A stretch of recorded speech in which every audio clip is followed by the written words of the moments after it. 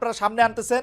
কারণ হচ্ছে যে আপনারা এইটাই মনে করেন, আপনি মনে করেন যে বাংলাদেশ স্বাধীন হওয়া ভুল হয়েছে, আপনি মনে করেন না বাংলাদেশ না, স্বাধীন হইতে পারলে ভালো হতো। স্বাধীন হওয়া ভুল হয়েছে এটা ৭১-এর বলি না, পজিশন আপনি আমরা চেঞ্জ বলি করেন না রে ভাই, না ৭১-এর চেঞ্জ পজিশনেই করেছি, আছেন, আমরা আপনি আমরা চেঞ্জ করার তো পজিশনেই দরকার আছেন। নেই, আমরা যেটা আপনি করেছি পড়েন সেটা ঠিক রেখেছি, পড়েন সংগ্রাম ইত্তেফাকে আমরা তো আপনাদের সেটা ঠিক বক্তব্য যেটা রেখেছি। ছাপা হয়েছে ওইটাতেই আছেন আপনারা, হ্যাঁ পড়েছি যে ওখানে আমাদের যেটা পড়েছি অ্যাবসলিউটলি সেটা ওই জায়গার হচ্ছে যে মধ্যেই আছেন, এইরকম ষড়যন্ত্রমূলক একটা স্বাধীনতা আমাদের দেশের মানুষের প্রয়োজন ছিল না, এবং অ্যাবসলিউটলি সেই প্রয়োজনটা এখনো যে নাই, ছিল না এখনো এটা নাই। এটা আমরা তখন বুঝেছি।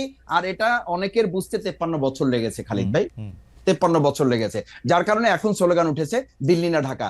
আমাদের এই যে দেখেন 2010-এ যখন আমাদের নেতৃবৃন্দকে গ্রেপ্তার করা হয় তো একদম সিলে একটা ম্যাটার, কেন টিপাই মুখবাদের বিরুদ্ধে আমাদের লোকেরা, আমাদের নেতৃবৃন্দ তখন আওয়াজ তুলেছিল, বিভাগে প্রোগ্রাম করেছিল।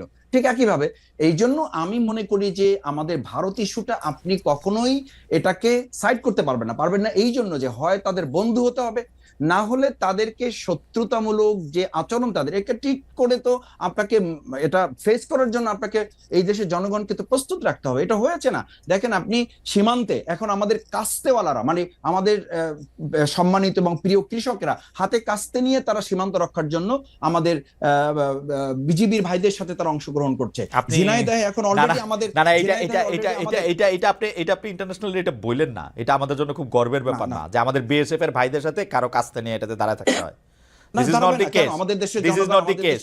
আমাদের দেশের আমি আপনাকে বলি, আমি বাংলাদেশের পররাষ্ট্রমন্ত্রী, সাবেক পররাষ্ট্রমন্ত্রীর ইন্টারভিউ করছিলাম সেই সময় বাংলাদেশের আওয়ামী লীগের আমলে, এই মোমেন সাহেব ছিল আওয়ামী লীগের আমলের থেকে ঢুকে ডয়েচে ওয়েলের হয়ে, তো কি দুইজনকে মেরে ফেলছে নাকি একজনকে মেরে ফেলছে, আমাদের পররাষ্ট্রমন্ত্রী বলছিল ওরা বাহাদুরি দেখাইতে আসছিল, ওদেরকে দেখাই দিছি। দিস ইজ নট দি, মানে এটা তো কূটনীতিক কথা হইতে পারে না যে বিএসএফ এর সাথে কাছে নিয়ে পুলিশ যাবে এখন, মানে কৃষক যাবে। এটা পররাষ্ট্রনীতি, এটা দেশপ্রেমের তো একটা বড় চেতনার দায় না। আপনাকে এটা আপনাকে মাথায় রাখতে হবে যে শুধুমাত্র সেনাবাহিনী, শুধুমাত্র সামরিক বাহিনী অথবা বাহিনীর সদস্যদের উপর ভিত্তি করে বাংলাদেশ সেই ৭১-ও তো স্বাধীন হয় নাই, ২৪-এও তো আমাদের শুধু প্রশাসনকে মোকাবেলা করে না, আমরা প্রশাসন, সরকার এবং একটা আধিপত্যবাদকে মোকাবেলা করে তাদেরকে উৎখাত করা হয়েছে। সুতরাং এটা তো গর্বেরই ব্যাপার, এটা ধারণ করার ব্যাপার। সেই জায়গায় আপনি যে কোশ্চেনটা করেছেন প্রফেসর ডক্টর মোহাম্মদ ইউনূসকে প্রধান উপদেষ্টা করার প্রশ্নে, মূলত ছাত্রদের দাবি ছিল, ছাত্রদের সাথে ছাত্রদের দাবি ছিল এবং অন্যান্য পার্টিগুলোর সাথেও বাংলাদেশ জামাত ইসলামের যতটুকু আলাপ আলোচনা তখন ছিল, আপনারা জানেন যে আলোচনার ভিত্তিতেই যখন এটা আলোচনা এসছে, ওই সময়ে প্রফেসর ডক্টর ইউনূস সাহেবকে সামনে রেখে এই কাজটা করলে বাংলাদেশের তাৎক্ষণিক স্থিতিশীলতাটাকে ধরে রাখা অপেক্ষাকৃত আমাদের জন্য মনে হয়েছে এটা যৌক্তিক, সেই জায়গাটা বাংলাদেশ জামাত ইসলামী ধারণ করেছে। ওকে, আমি একই প্রশ্ন মাসুদ ভাই আপনাকে ধন্যবাদ, জনাব আজিজুল বারী হেলাল আপনি করতে চাই, খুব দ্রুত আপনি কি বলবেন প্রফেসর মোহাম্মদ ইউনূসকে এই অন্তর্বর্তীকালীন সরকার প্রধান হওয়ার পিছনে বিএনপির অবস্থান কি ছিল? না, এটা ঠিক, প্রফেসর ইউনূস একটা আন্তর্জাতিক মানের ব্যক্তিত্ব, এরকম একটি ট্রানজিশনাল পিরিয়ড, এরকম একটি গণ অভ্যুত্থানের পরে তার মতো একজন ব্যক্তিত্বকেই প্রধান উপদেষ্টা হিসেবে জনগণ, বিএনপি সবাই আর কি মেনে নিয়েছিল, এ ব্যাপারে বিএনপির কোনো দ্বিমত নেই। কিন্তু এখন যেটা বলা হচ্ছে যে পারফরমেন্সের দুর্বলতা, বর্তমানে ইউনূস সরকার কতগুলো ভুল তিনি করে ফেলেছেন, যেমন তিনি আমাদের এই যে গণ অভ্যুত্থানের ঐক্যকে অনেকটা ক্ষেত্রে কিন্তু বিনষ্ট করেছেন।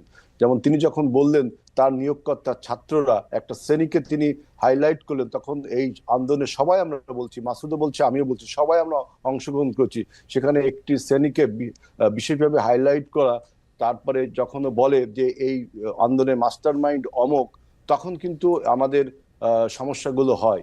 এবং তিনি এই উপদেষ্টা পরিষদ হয় ভাই কেন? আপনি যখন সবাই সমন্বিতভাবে একটি আন্দোলন, একটি গণ অভ্যুত্থান করলো, তখন আপনি একক কোনো ব্যক্তিকে ক্রেডিট দিতে চান না, একক কোনো ব্যক্তি মানে কি, ডেফিনেটলি তো এটা ছাত্রদের ক্রেডিট তো দিতে হবে, আপনার ডিউ ক্রেডিট। ছাত্রদের ডিসক্রেডিট তো কেউ করছে না, করছেন তো, তাহলে ডক্টর ইউনূস বলছে যে এই ছেলেটা পিছন দিক থেকে এটা আন্দোলন করছে, অসুবিধা কি? এটা কি ঠিক? এটা কি ঠিক? তাহলে আর মানুষ, এটা ঠিক না, এটা আপনি বলতে হবে না। ওরা সামনে ছিল, তাহলে আপনি ওরা অত্যাচারিত হয়েছে, সামনে সবাই ছিল। শুনেন, সামনে যে ব্যানারটা ছিল, আমাদেরও তো অনেক ছেলে, আমি তো বললাম ১৫০ নেতা কর্মী ৩৪ জনে আমাদেরই মারা গেছে, আমি সেই হিসাবে যাচ্ছি না, কিন্তু যে ব্যানারটা আমরা দিয়েছিলাম সবাই ঐক্যবদ্ধভাবে রাজনৈতিক কৌশলের কারণে আমরা একটি অরাজনৈতিক ব্যানার দিয়েছিলাম। আজকে তারা যখন ক্রেডিট ক্লেম করে তখনই কিন্তু বিভক্তি আসে। আপনারা ব্যানার দিবেন কেমনে? আপনারা ব্যানার দিলে তো সাউন্ড গ্রেনেড মারলে আপনারা চলে যান। না না না, সাউন্ড গ্রেড মারলে সবাই যাবে। সাউন্ড গ্রেড মারলে এখানে তো সাউন্ড না, ওরা তো উল্টা, ওরা তো একটা মারে একটাই মরে, আর কেউ মরে না, যায় না। ওরা মানে কারা? সেখানে ছাত্ররা কি ছাত্ররা কি রাজনৈতিক ছাত্ররা ছিল না? ছাত্রদল ছিল না? ছাত্র শিবির ছিল না? ছাত্র ইউনিয়ন ছিল না? বামপন্থী ছাত্র সংগঠন ছিল, সবাই ছিল, সবাই ছিল। গুটি কয়েক ছেলেকে যদি আপনি বলেন, হ্যাঁ, তখন আপনার পার্থক্যটা কি হেলাল ভাই? আপনি দেখেন, আমারে মাইরেন না, কিন্তু আপনি পার্থক্যটা দেখেন। ওরা ছিল এখানে, সাহসটা পাইছে কই? ওরা সাহসটা পাইছে আপনাদের মানে আমরা তো এটা এই যে বিএনপি নেতাদের থেকে আলাদা ছিল, সেই জন্য পাইছে। না, বিএনপি নেতারা সেখানে ছিল। বিএনপি ছাত্র দলের নেতারা থাকলে কইতো যে একটু দৌড় দিয়া হিট এন্ড রান করে চলে আসো পালায়া। এটা হলো আপনার স্পেকুলেশন। 17 বছর ধরে তাই দেখছি ভাই। 17 বছর আন্দোলন করছি, 17 বছর আন্দোলন করছি। আপনার একটা আন্দোলন আপনি বললেই তো, মানে আন্দোলন করতে ডিনার পার্টি না যে আপনি বললেন আর আন্দোলনটা হয়ে গেল। 17 বছর আমরা জমিনটা তৈরি করেছি, তার উপর দাঁড়িয়ে আমাদের এই ছাত্র ভাইয়েরা, সমস্ত রাজনৈতিক দলের ছাত্র ভাইয়েরা উপসংহার টেনেছে। আমি এই জন্য বলি, এই ছাত্র ভাইয়েরা হলো আমাদের আন্দোলনের সন্তান, এই অভ্যুত্থানের সন্তান। তার মানে এই না যে করজোরে নিবেদন করি আপনাদের আন্দোলনের সন্তান 24 না, 24-এর আন্দোলনের নেতৃত্ব যারা দিয়েছে আপনারা তাদের সঙ্গে ছিলেন। আপনারা এইভাবে ডিভিশন করেন বিধায় কিন্তু আজকে বাংলাদেশের এই তর্ক এবং বিতর্কে ফ্যাসিবাদের যত অপবাদ, মাফিয়ার যত অপবাদ, তা চাপা পড়ে যাচ্ছে এবং বাংলাদেশে বিভিন্ন প্রতিবিপ্লবী সিনড্রোম দেখা দিচ্ছে। আমি আপনাকে একটা কথা বলি, আমি যে অ্যাঙ্গোলা স্বাধীনতার কথা বলেছিলাম, অগস্টিনো নেটোর নাম আপনারা সবাই শুনেছেন। অ্যাঙ্গোলা স্বাধীনতা যুদ্ধের নায়ক অগস্টিনো নেটোর যদি আত্মজীবনীটা দেখেন তাহলে দেখবেন যে তিনি স্বাধীনতার পরে যখন দেশে সুরক্ষা নিশ্চিত হয়েছে, তার দল মনে করেছে তখন তিনি যাবেন। আমাদের দল যখন মনে করবে যে এখন দেশে যাওয়া উচিত, তখন অবশ্যই তারেক রহমান দেশে আসবেন। সুতরাং এটা নিয়ে অন্য কোনো ন্যারেটিভ বানানো উচিত না।